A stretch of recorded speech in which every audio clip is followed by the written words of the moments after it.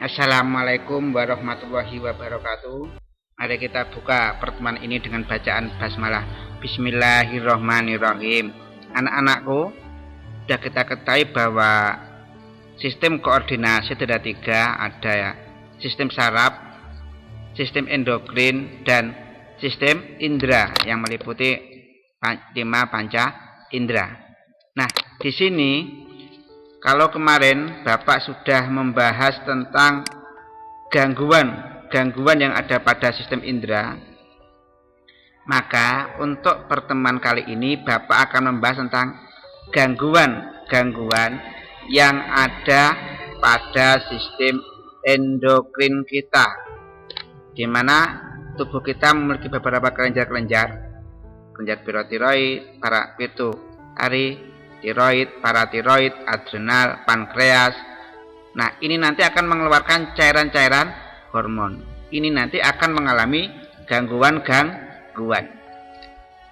Ya, seperti kita ketahui bahwa ada kelenjar pituitari, tiroid, paratiroid, adrenal, pankreas.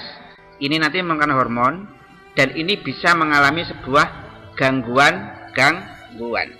Nah, di sini apa yang menyebabkan gangguan tersebut?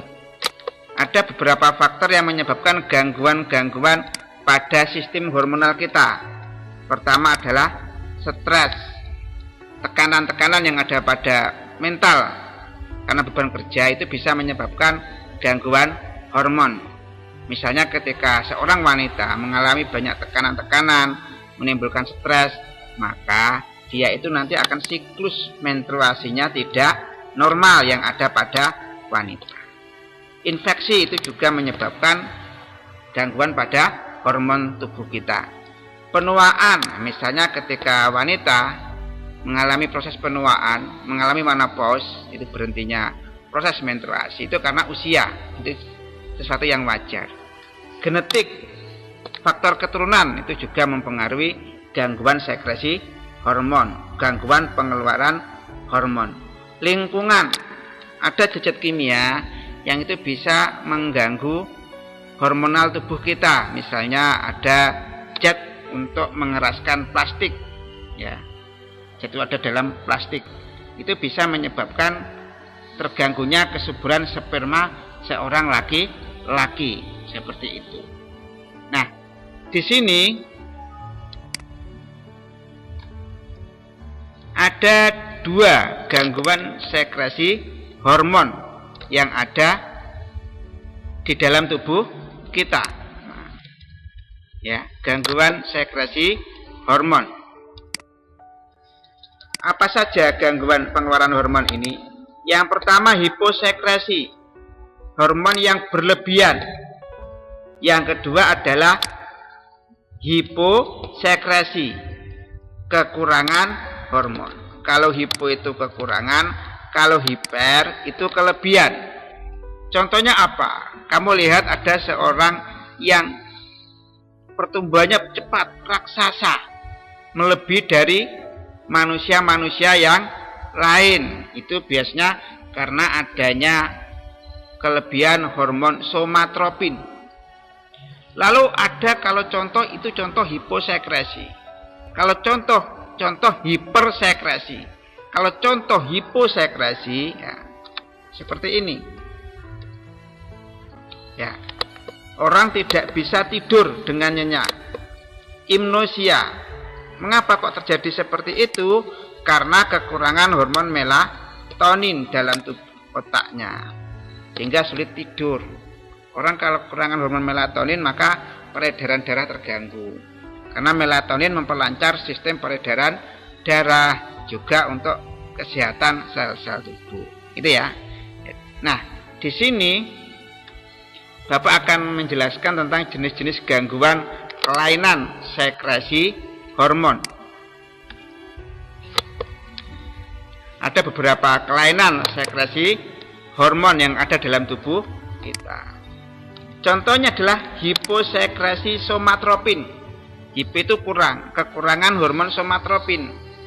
Apa akibatnya? Anak tumbuh kerdil, cebol, pendek, Lalu hipersekresi somatropin, kelebihan hormon somatropin. Apa akibatnya? Anak tumbuh raksasa. Selanjutnya ada hiposekresi hormon ADH yang kedua ini. Apa akibatnya? Karena itu kekurangan hormon ADH mengendalikan jumlah urin, maka akan menyebabkan produksi urin berlebihan.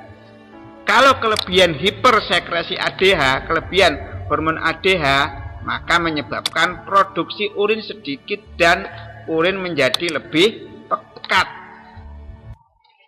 Ada hiposekresi yang selanjutnya, tiroksin. Ya, yang ketiga adalah hormon tiroksin. Nah, nomor 3 ini. Kalau kekurangan hormon tiroksin bagaimana hiposekresi? Maka akan terjadi hambatan pertumbuhan fisik dan mental. Kalau kelebihan hipersekresi tiroksin, hormon tiroksin, apa yang terjadi? Metabolisme, reaksi alamiah dalam tubuh meningkat. Keluar banyak keringat, suhu tubuhnya tinggi, dan mengakibatnya tangan gemetaran. Selanjutnya adalah hormon paratormon dalam tubuh kita. Ya, kalau kekurangan hiposekresi paratormon, kekurangan hormon paratormon, apa yang terjadi? Tubuh kekurangan kalsium. Akibatnya terjadi kejang pada otot tangan dan kaki. Kalau hipersekresi, kelebihan pengeluaran paratormon, maka kalsium akan keluar dari tulang kita. Akibatnya tulang menjadi rusak, menjadi keropos karena kekurangan kalsium. Dan di sini kalsium akan menuju ke imun darah dan nanti akan menyebabkan gangguan pada kerja ginjal. Selanjutnya yang kelima, hormon yang kelima yang mengendalikan kerja tubuh adalah ini.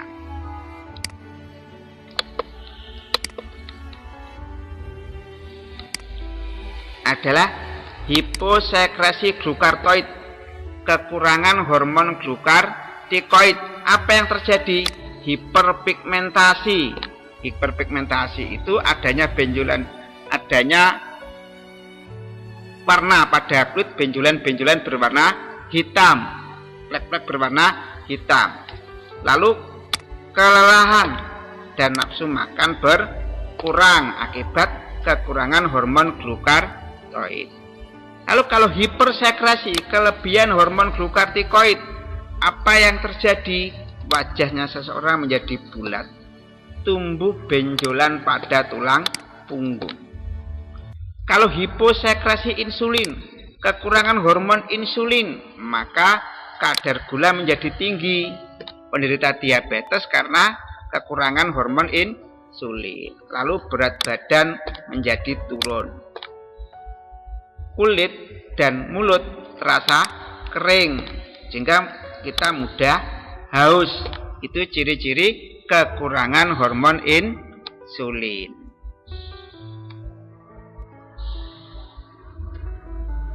Nah, jenis-jenis kerusakan kelenjar hormon. Jika hormon itu bisa kekurangan memproduksi atau kelebihan memproduksi, tapi juga bisa hormon itu mengalami kerusakan. Kelenjar-kelenjar hormon bisa mengulangi kerusakan. Contohnya di sini, ini kelenjar tiroid kita. Kelenjar tiroid kita itu bisa mengalami kerusakan. Ya, ini nomor 1, ini penyakit Crohn itu kan karena kerusakan pada kelenjar tiroid. Apa? Karena kekurangan yodium dalam pembentukan hormon tiroksin, sehingga menyebabkan gondok membesarnya bagian dari leher kita. Lalu virilisme, kerusakan kelenjar adrenalin kita. Virilisme itu yang rusak, ini yang rusak, maaf.